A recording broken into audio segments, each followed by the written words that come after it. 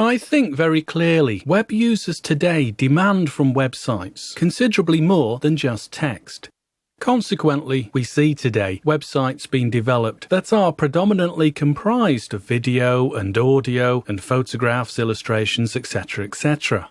It's almost as if the textual part of it is insignificant, or if not insignificant, at least secondary. So what we're going to look at in this tutorial is setting up the primary editors, as they are known, that allow us to make changes to photographs that we implement within our website, or indeed any audio, and by association, any video too.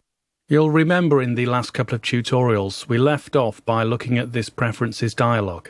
Well, within here, we can set up or decide what the primary editors are going to be whenever we click that particular asset type within Dreamweaver.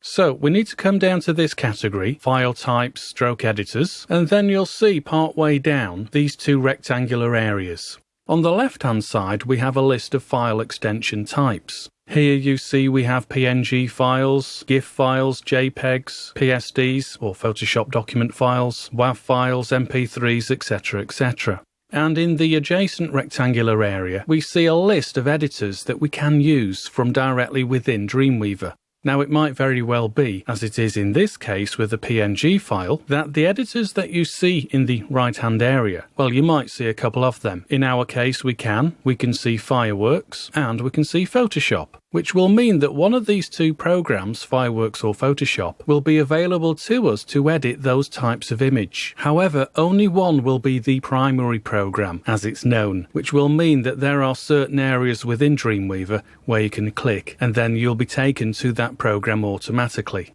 Now, I think for a long time the PNG extension was accepted to be the preserve of Fireworks. However, over the years, Photoshop's support for PNG files has improved, and that's why you can see here on the right-hand side that even though I've got Fireworks available to me, I've made Photoshop the primary editor, and we'll see this in action in a few moments' time. Now moving down to the next category, a GIF file, or a GIF file, however you want to pronounce it. Well, now in the editors available to me, well, you can see I've got much more of a compiled list. And out of this list, the primary editor has been designated to be Photoshop Elements. Well, in actual fact, I don't use Photoshop Elements on this particular PC. I did do until a little while ago, but then I removed it. So I want to change that focus from that being the primary editor.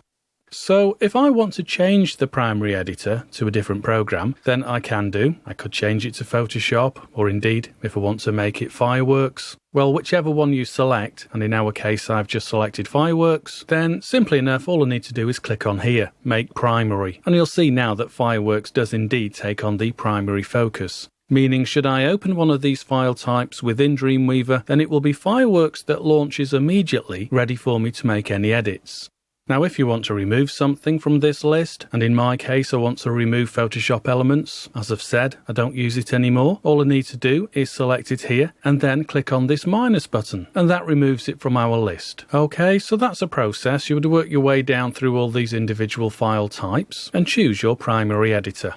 If you find a particular file type, this one for example, a WAV file, which is an audio file, if I want to change this from what I've got here set at the moment to a completely different program, and I want to associate this file type with Adobe's Audition, so should I edit any WAV files within Dreamweaver, then automatically Audition will fire up, ready for me to make those changes. And once I make those changes within Audition, then they will be immediately reflected back in Dreamweaver. So this is what we do. By having this WAV file extension selected, I can then come over here, and this time rather than clicking on the minus button, I'll click on the plus button, which opens up my Explorer. Consequently, I can navigate through the particular folders within the program files on my hard disk, searching out wherever Adobe Audition resides on my hard drive. Now I know it's in this program files folder because Adobe Audition CC is now 64-bit, so within this Adobe folder, I'll roll down to Adobe Audition CC, open it up, and then come down here and select the exe file. There it is. Now by having it selected, all I need to do is click on Open. And there you'll see now back in our Preferences dialog that Adobe Audition CC has been added to our list of extensions available to us when we want to edit a WAV file.